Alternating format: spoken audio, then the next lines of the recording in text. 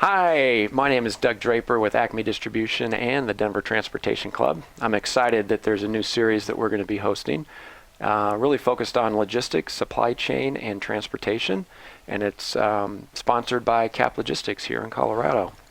So today we're going to talk a little bit about ground transportation, and we're excited to have Alyssa Correale in the studio with us.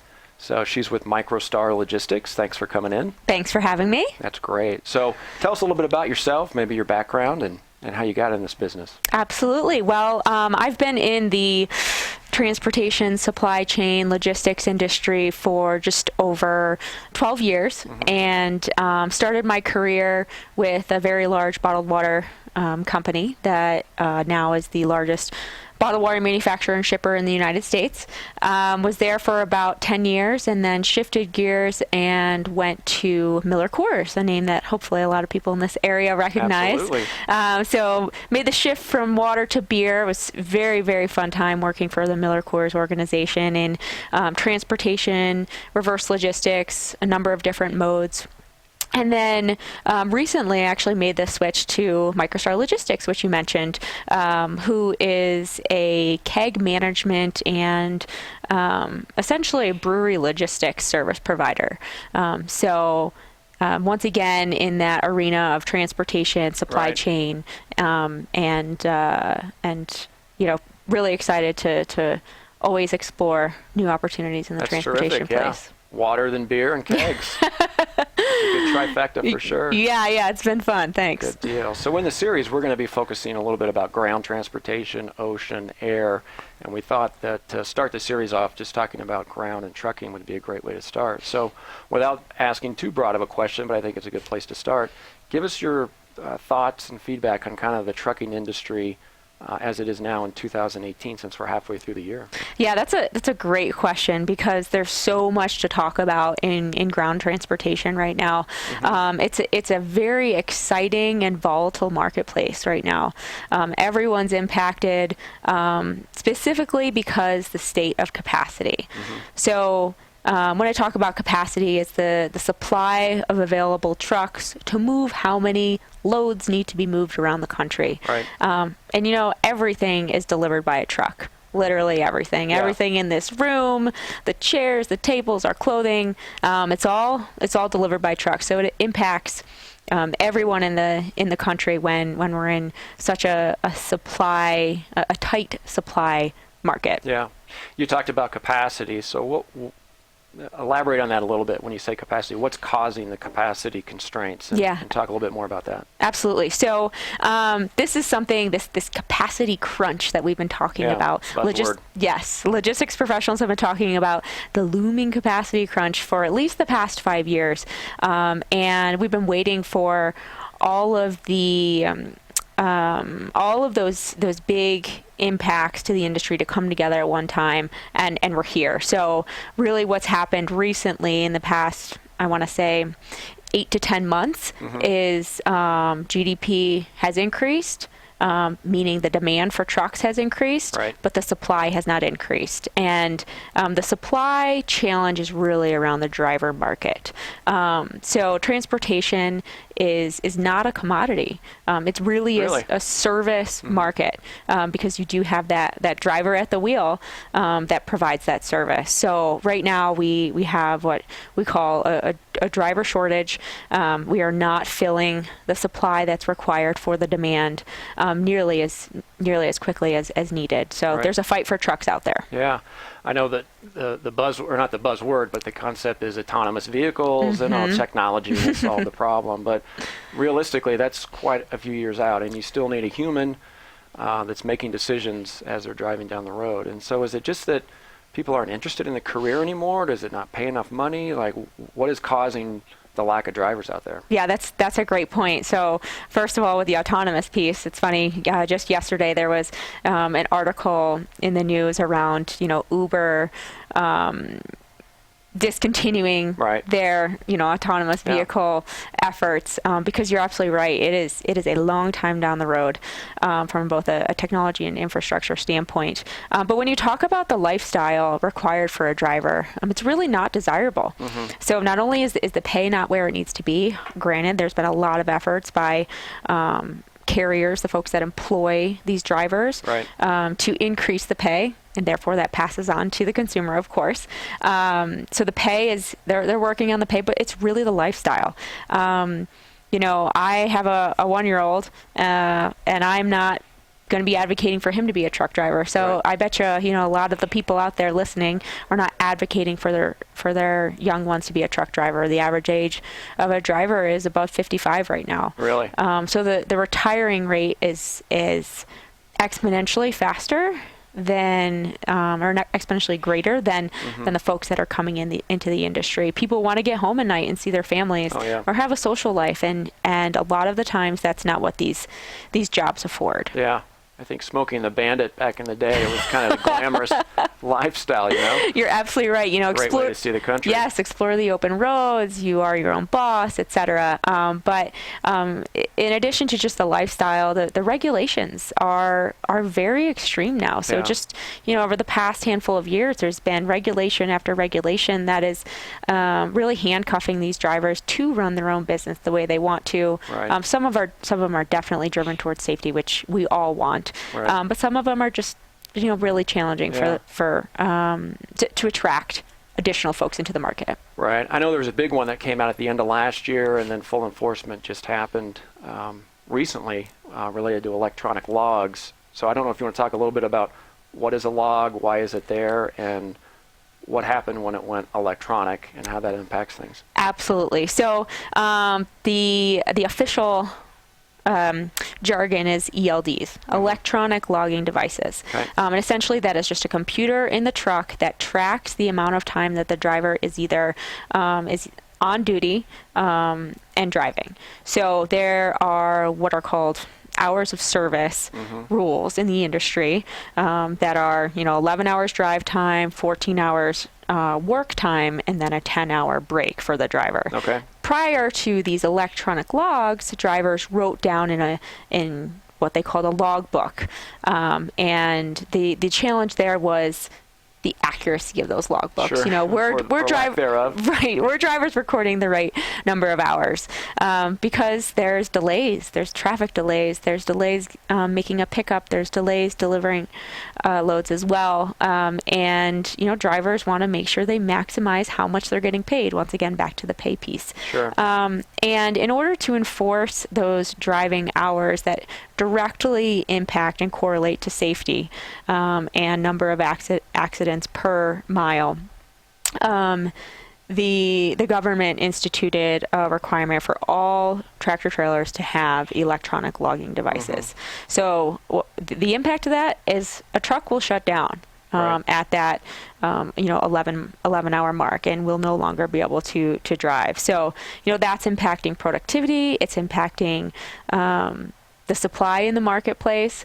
So it's impacting service to customers. So it's a very big piece of the puzzle from a regulation and a supply standpoint. Yeah, for sure. I think the ELDs, that's the biggest thing that's come down since hours of service, I think. You're absolutely right. From what I understand. So we're talking about regulation. So you are really controlled on how long you can drive and be on the clock, which is uber important for safety. And all of a sudden you have all these truckers that are now retiring, and you have a emerging workforce that doesn't necessarily like the lifestyle. So you put those two together, and what that means to me is prices are going up. You got it. And obviously nobody likes that. And so I'm sure there's companies out there and carriers as well trying to mitigate or deal with. So what strategies are out there? I guess, and I'll ask this question, you can answer it in any form that you'd like, but what are service providers like carriers and truckers companies doing to try to mitigate those increases? And then companies like yourself that are using those type of services, what are some strategies and techniques you're using to manage that? Because nobody wants to pay more money. I like beer, and so I'll pay a little bit more, but not that much more. Well, we thank you for that. Yeah, absolutely.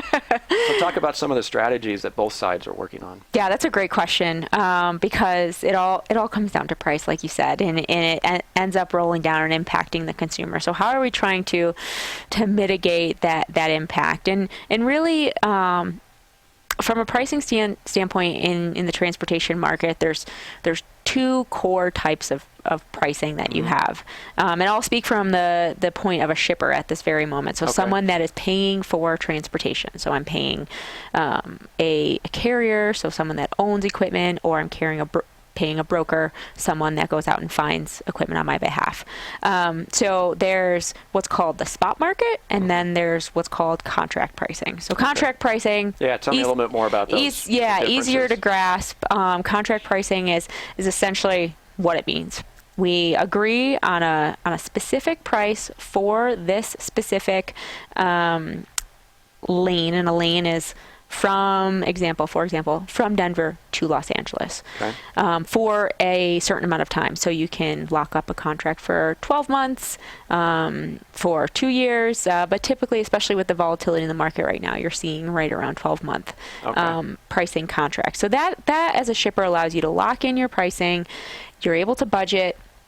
You may win or lose depending upon how the real-time market is behaving, but you're really able to budget your costs, and that's really important if you're a manufacturer, if you're delivering a service for for a customer, etc. Budgeting is critical, as we all know. Do carriers like that method? Part of me is like, they're hedging their bet, so to speak, with fuel and things they can't control, but at the same time, they know every Wednesday a truck or whatever day it is going from Denver to LA. You got it. And so I could see that there's some.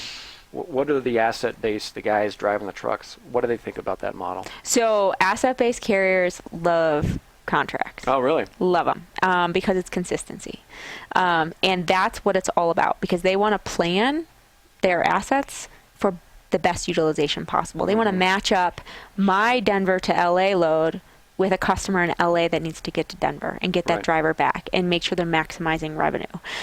So if you have high-density freight, so a lot of loads in a lane that they can match up with another customer, then they are in a really good position. The only challenge is when prices change due to inputs like tires or electronic logs, things like that, and they're big impacts to their assets that they really have to go on and purchase. That's where they get into a challenge from a contract standpoint. But typically, shippers and carriers work really well in that regard. Gotcha.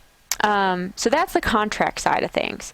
Then there's the spot side of things, which I grin because it's a wild marketplace out there. So like the Wild West. It really is. So especially right now. So and honestly, every year you have seasonality throughout the marketplace. So there's a Wild West area of the U.S. all of the time from a spot market standpoint. So what the spot market means is, today I know I have a truckload that has to move once again, let's say Denver to LA, and I go out to a number of service providers in the industry and I say, I have this freight.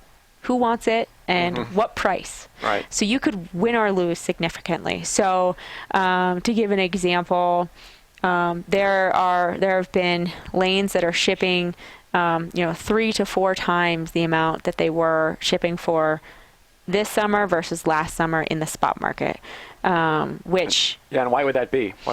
It's because of the capacity situation. Okay. So carriers have the opportunity to raise... You say that with a smile. Yeah, they take that opportunity to raise their price because they know that the demand is out there.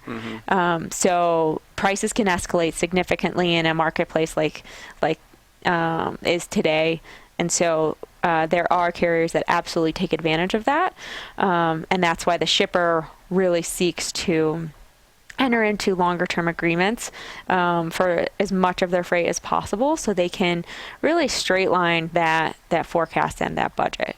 Gotcha. Yeah, I think before I was into the industry and started learning, the ebbs and flows of the general business flow and our buying habits as consumers really impact pricing. And what I mean by that is fruit season in California. It's a very tight window. Everybody that has a truck knows that you have to get strawberries from Northern California to Dallas or Denver or wherever, and people will pay a lot of money. There's a lot of value in that truck. So getting product out of California during that time of the year is very expensive because, people are willing to pay. In the same token, Christmas trees. Yep. It's not quite as glamorous, but if you're in the Pacific Northwest during holiday season, it's very expensive because truckers literally migrate to where the action is, right? You got fruit in California, then you have the the Christmas tree. So that seasonality can be beneficial or negatively impact both carriers and shippers like yourself. So right. Believe it or not, there's even a furniture season. Really? It's wild. You name it, there's a season. Or maybe that's what the carriers tell you. Yeah. I'm going to guess, where would the furniture season be? In the Southeast? You got it. Nice. You got it. It's in the Carolinas. Is where furniture season happens. There's cotton season. There's produce in the Southeast. There's Mother's Day throws a wrench because drivers don't want to be on the road for wives and mothers. Super Bowl plays an impact. So there are a lot of impacts to the industry. But I will say, to your original point, 2018 is historic from an overall capacity standpoint. So each of these, normal seasonality trends that we're talking about is amplified because of where we're at in the marketplace right now. Yeah. I'm going to take a step back as we're talking about the price increases and how things are really impacting the cost of an item on the shelf. So the driver shortage, we talked about the lifestyle and how there's not people coming into that arena. What are people doing? Obviously, you still need a human behind a wheel.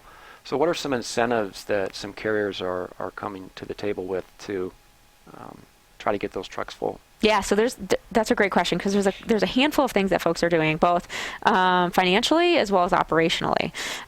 So financially, absolutely, base pay is rising. They're changing their pay structure as opposed to per mile to per load or per hour because of the hours of service. There's incentives from sign-on bonuses and things of that nature.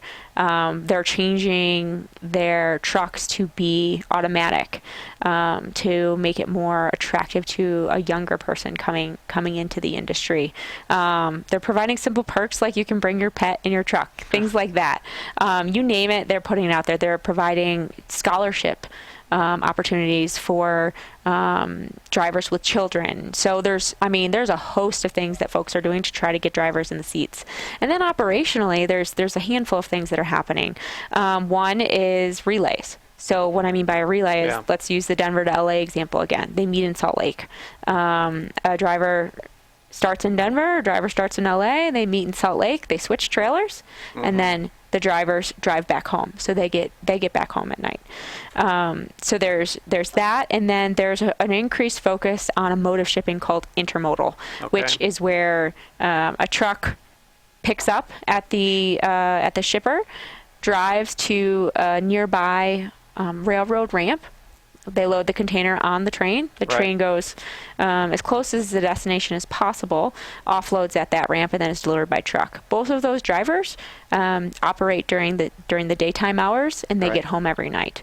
So a lot of shippers are focusing on leveraging intermodal as a mode to ship their products. There's an increased transit time, and guess what? Capacity is super tight because even though it isn't a driver-centric mode, everyone's flocking that way to try to save money. So, you see it in all the industry blogs that intermodal rates are rising, and it's just because of the capacity crunch there too. So, railroads are really trying to beef up their infrastructure in that arena.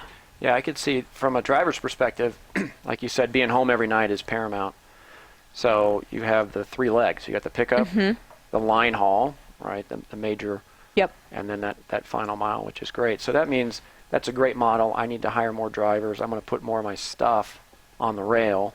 But as you and I look at here, there's not a lot of railroad track being built, right?